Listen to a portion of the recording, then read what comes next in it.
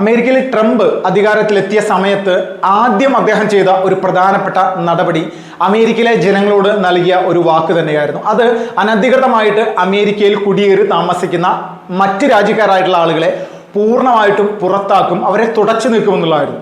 ഇത് കൃത്യമായിട്ട് ട്രംപ് ചെയ്തു. ഇതിന്റെ ഭാഗമായിട്ട് 3 സൈനിക വിമാനങ്ങളിൽ ഇന്ത്യയിലേക്ക് നിരവധി ആളുകളെ കയറ്റിവിട്ടിരുന്നു. ഈ ആളുകളെ കയറ്റിവിട്ട സമയത്ത് കേരളത്തിലെ മാധ്യമങ്ങൾ എല്ലാവരും തന്നെ വലിയ രീതിയിലുള്ള പ്രശ്നങ്ങൾ ഉണ്ടാക്കിയിരുന്നു. ഇവർ പറഞ്ഞിരുന്ന കാര്യം എന്ന് പറഞ്ഞാൽ ഇന്ത്യക്കാരെ അപമാനിച്ചു, ഇതെന്ത് ക്രൂരമായിട്ടുള്ള നടപടിയാണ്, നരേന്ദ്രമോദിയും ഇന്ത്യൻ സർക്കാരും ഇത് നോക്കി നിൽക്കുന്നു, ഇവർക്ക് എന്താണ് ഇന്ത്യക്കാരോട് ഉത്തരവാദിത്തമില്ലേ, ഒരു തരത്തിലും ഇത് അംഗീകരിക്കാൻ സാധിക്കില്ല, ട്രംപ് കാണിച്ചിരിക്കുന്ന കൊടും ക്രൂരത, ഒരു ഏകാധിപത്യ ശൈലിയുള്ള ട്രംപിനെ സംബന്ധിച്ച് ഇത് അദ്ദേഹത്തിന് ഒരു ഹരമാണ്, ഈ ഹരം കൊള്ളിക്കുന്ന വിഷയം ഇത് സംഘികൾക്ക് ഭയങ്കര ഇഷ്ടമാണ്, സംഘികൾ വലിയ രീതിയിൽ ട്രംപിനെ സപ്പോർട്ട് ചെയ്തിരുന്നാണല്ലോ, ഈ ട്രംപിനെ അമേരിക്കയിൽ സപ്പോർട്ട് ചെയ്ത സംഘികളെ തന്നെയാണ് ട്രംപ് ഇങ്ങോട്ട് കയറ്റിവിട്ടിരിക്കുന്നത്, അനധികൃത കുടിയേറ്റക്കാരാണെന്ന് പറഞ്ഞുകൊണ്ട് എന്നുള്ള രീതിയിലൊക്കെയുള്ള വ്യാപകമായിട്ടുള്ള പ്രചരണം കേരളത്തിലെ മാധ്യമങ്ങളും അതോടൊപ്പം തന്നെ സോഷ്യൽ മീഡിയയിലെ സുഡാപ്പികളും മോദി വിരുദ്ധരും കമ്മ്യൂണിസ്റ്റുകാരും നിരന്തരമായിട്ട് അന്തംകമ്മികൾ എല്ലാവരും കൂടി വലിയ സന്തോഷത്തോടു കൂടി ഇങ്ങനെ പറയുകയായിരുന്നു, വിമർശനമായിരുന്നു. ഇപ്പോൾ പുറത്തു വന്നിരിക്കുന്ന വിഷയം കൃത്യമായിട്ട് മനസ്സിലാക്കുക.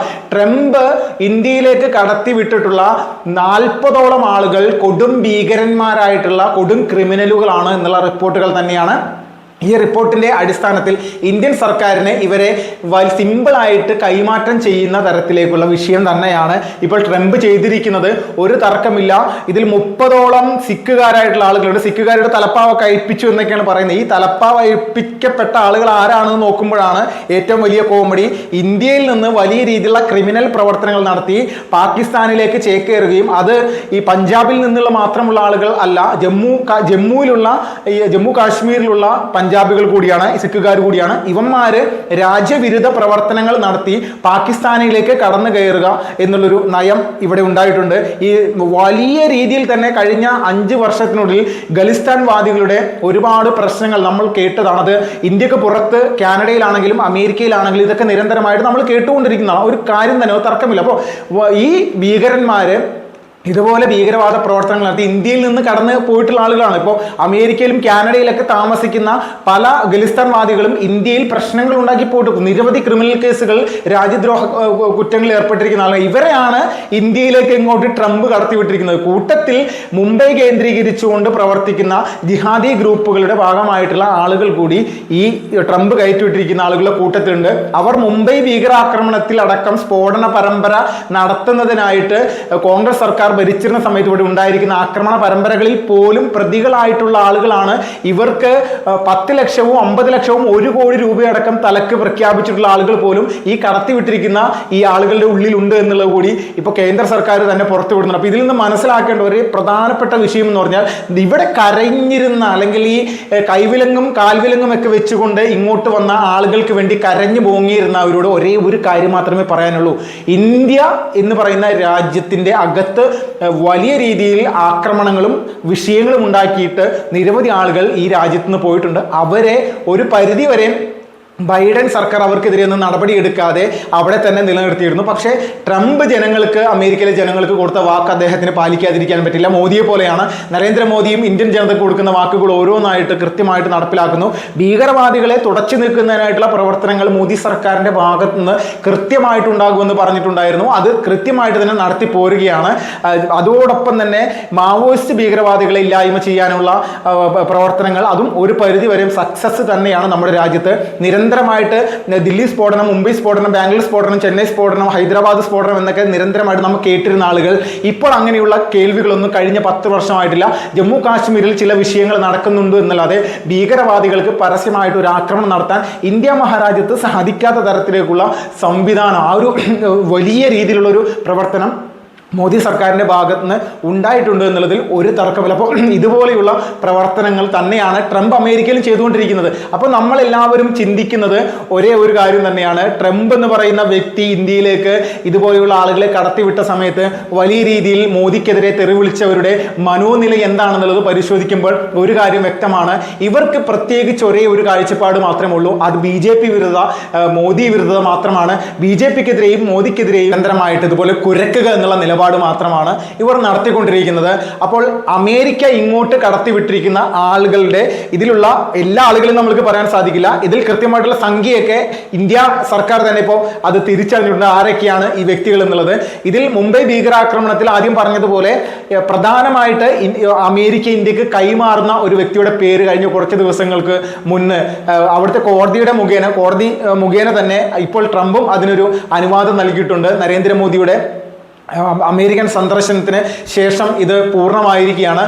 പ്രധാനപ്പെട്ട ഒരു ഭീകര തലവനായിട്ടുള്ള താഹിർ എന്ന് പറയുന്ന വ്യക്തിയെ പോലും പാകിസ്ഥാൻ സൈന്യത്തിൽ പ്രവർത്തിച്ചിരുന്ന വ്യക്തിയാണ്. ഇയാളെ പോലും ഈ ഭീകരാക്രമണ കേസിൽ അകപ്പെട്ട് വലിയ രീതിയിൽ സുരക്ഷിതമായിട്ട് അമേരിക്കയിൽ കഴിയുകയായിരുന്നു.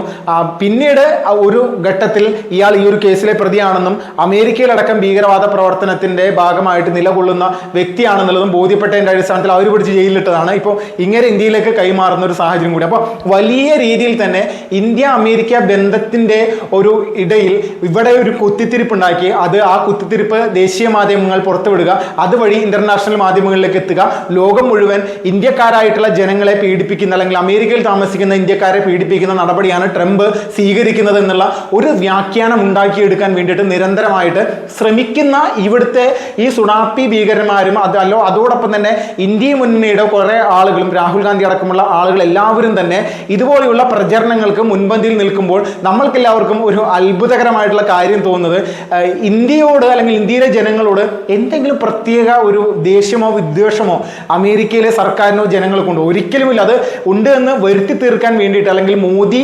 അധികാരത്തിലെത്തിയ സമയം മുതൽക്കേ തന്നെ അമേരിക്കയുമായിട്ട് മികച്ച രീതിയിലുള്ള ബന്ധങ്ങളാണ്. അത് സൈനികമായിട്ടാണെങ്കിലും സൈനിക സംവിധാനങ്ങൾ വാങ്ങുന്നതിൻ്റെ ഭാഗമായിട്ടാണെങ്കിലും എല്ലാ തരത്തിലും, പ്രത്യേകിച്ച് ട്രംപ് അധികാരത്തിൽ ആദ്യം വന്ന സമയത്തും ഇപ്പോൾ രണ്ടാമത് വന്ന സമയത്തൊക്കെ മികച്ച രീതിയിലുള്ള ഒരു ബന്ധം ആയിട്ട് തന്നെയാണ് പോകുന്നത്. ഇതിനൊന്നും ഒരു രീതിയിൽ അംഗീകരിക്കാനോ അത് മുന്നോട്ട് കൊണ്ടുപോകുന്നതിനായിട്ട് ഇവിടുത്തെ ഈ സുഡാപ്പികൾക്കോ അല്ലെങ്കിൽ ഇവിടുത്തെ ഇന്ത്യ മുന്നണിക്കോ ഒന്നും ഒരു തരത്തിലുമുള്ള താല്പര്യമില്ല എന്നുള്ളത് തന്നെയാണ് യാഥാർത്ഥ്യം. അമേരിക്കയിൽ നിന്നുകൊണ്ട് ഇന്ത്യയിലെ ഭരണമാറ്റത്തിന് വേണ്ടിയിട്ട് ഏകദേശം $20 മില്യൺ ഇങ്ങോട്ട് ഒഴുക്കിയിട്ടുണ്ട്. അത് പൂർണ്ണമായിട്ടും ട്രംപ് തന്നെ വ്യക്തമായിട്ട് അന്വേഷണം എല്ലാം ഇട്ടുകൊണ്ട് പറയുന്നുണ്ട്. ഇന്ത്യയിലെ അധികാര മാറ്റത്തിന് വേണ്ടിയിട്ട് ഇതുപോലെയുള്ള സംഭവങ്ങൾ ഉപയോഗപ്പെടുത്തിയിട്ടുണ്ട്. അത് യാഥാർത്ഥ്യമാണ്, സത്യസന്ധമാണ്. ഇത് തന്നെയാണ് നരേന്ദ്രമോദിയും കേന്ദ്ര സർക്കാരും കൃത്യമായിട്ട് പറഞ്ഞത്.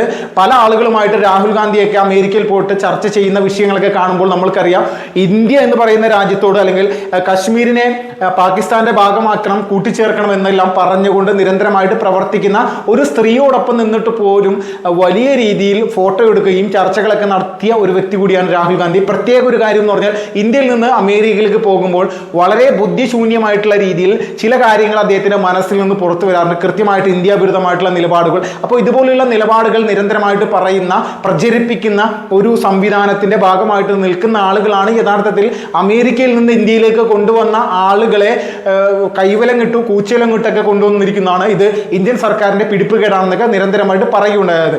അപ്പോൾ ഇങ്ങനെയുള്ള കാര്യങ്ങളിൽ നിന്ന് വ്യക്തമാണ് ട്രംപ് എന്ന് പറയുന്ന വ്യക്തി അമേരിക്കയിൽ നിന്ന് ഇങ്ങോട്ട് നിസ്സാരമായിട്ട് കടത്തിവിട്ടത് ഇന്ത്യയിൽ വലിയ രീതിയിലുള്ള ക്രിമിനൽ പ്രവർത്തനങ്ങൾ, ഭീകരവാദ പ്രവർത്തനങ്ങളെല്ലാം ചെയ്തിട്ടുള്ള ആളുകൾ തന്നെയാണെന്നുള്ള ഉത്തമ ബോധ്യം നമ്മൾക്കും ഇവിടുത്തെ സാധാരണക്കാരായിട്ടുള്ള ജനങ്ങൾക്കും ഉണ്ടാകണം എന്നുള്ളതിൽ തർക്കമില്ല. ഇവർ തന്നെയാണ് ഒരു പരിധിവരെ ഇങ്ങോട്ട് എത്തിയിരിക്കുന്നത്. അതിൽ വ്യക്തമായിട്ട് കേന്ദ്ര സർക്കാരിൻ്റെ കയ്യിൽ കണക്കുണ്ട്. അപ്പോൾ എത്രത്തോളം വലിയ രീതിയിൽ ഇവിടെ കിടന്ന് കുരച്ച് കരഞ്ഞ് പറഞ്ഞാലും അതോടൊപ്പം തന്നെ ബ്രിട്ടാസിനെ പോലെയുള്ള ആളുകളൊക്കെ വലിയ രീതിയിലുള്ള പ്രസ്താവനകൾ നടത്തുന്ന നമ്മൾ കണ്ടതാണ്. ഇവരാരും തന്നെ ഭീകരവാദത്തിനെതിരെ ഒരു തരത്തിലും ശബ്ദിക്കുന്ന ആളുകളല്ല. ഒരു പ്രതിഷേധ സമരവും നമ്മുടെ രാജ്യത്ത് നടത്തിയിട്ടില്ല. ഇന്ത്യയിലെ ജനങ്ങളുടെ സുരക്ഷിതത്വത്തിന് വേണ്ടി കേന്ദ്ര സർക്കാർ ചെയ്യുന്ന പ്രവർത്തനങ്ങളെ പോലും മറ്റൊരു രീതിയിൽ വ്യാഖ്യാനിച്ചുകൊണ്ട് രാജ്യത്തെ ജനങ്ങളുടെ ഇടയിൽ തെറ്റിദ്ധാരണ പരത്തുക എന്നുള്ള നയത്തോട് മാത്രം ചേർന്ന് നിൽക്കുന്ന ആളുകളാണ് ഇവർ. അല്ലാതെ മറ്റൊന്നും ഇവരുടെ അജണ്ടയിലില്ല. ഇവർക്ക് അധികാര കൊതി മാത്രമാണ്, അധികാരത്തിൽ എങ്ങനെയെങ്കിലും വരിക, അതിനായിട്ട് നിരന്തരമായിട്ട് ഇതുപോലുള്ള കുത്തിത്തിരിപ്പുകളും കലാപരിപാടികളുമായിട്ടുണ്ടാക്കുക. അവസാനമായിട്ട് കുംഭമേളയിൽ പോലും ഇവർ കുംഭമേളയ്ക്കെതിരെ നടത്തിയ പ്രസ്താവനകളൊക്കെ നമ്മളെല്ലാവരും കണ്ട് മനസ്സിലാക്കിയാണ്. അപ്പോൾ എങ്ങനെ ഇവിടെ ഏത് രീതിയിലുള്ള കുത്തിത്തിരിപ്പിന് ശ്രമിച്ചാലും അതിനെല്ലാം അടിവേര് അറുത്തുകൊണ്ട് മാറ്റാനുള്ള കഴിവും കപ്പാസിറ്റിയും ഉള്ള ആൾക്കാരാണ് ഇന്ന് നമ്മുടെ രാജ്യം ഭരിക്കുന്നത് എന്നുള്ളതിലൂടെ തർക്കമില്ല. അപ്പോൾ നമ്മുടെ നാട്ടിലെ ജനങ്ങൾ ഇതെല്ലാം കൃത്യമായിട്ട് മനസ്സിലാക്കുക എന്നുള്ളത് തന്നെയാണ് അടിസ്ഥാനപരമായിട്ടുള്ള ഒരു പ്രധാനപ്പെട്ട കാര്യം.